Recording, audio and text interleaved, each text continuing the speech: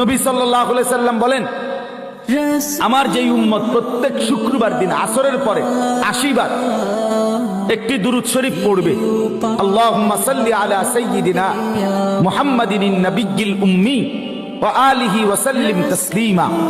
এই দুরূদ শরীফটা আমার যেই উম্মত প্রত্যেক শুক্রবার দিন আসরের নামাজের পরে বৈশা পড়বে, রাসূল বলে আল্লাহ তাআলা তাকে 80 বছরের গুনাহ মাফ করে দিবে। এটা পড়বেন কোন দিন? এটা পড়বেন না, এটা পড়তেন না, এটা জিলাপি নাই, এটার লগে কি নাই? জিলাপি। এটার লগে খিচুড়ি নাই। এটা বলেন পড়বেন। রাসূলুল্লাহ সাল্লাল্লাহু আলাইহি ওয়াসাল্লামের সাহাবীরা মহব্বতে দুরূদ পড়তেন, সাথে কোনো কিছু পাওয়ার আশায় না। রাসূলুল্লাহর ভালোবাসা, নবীজির ভালোবাসা। অতএব ভেবে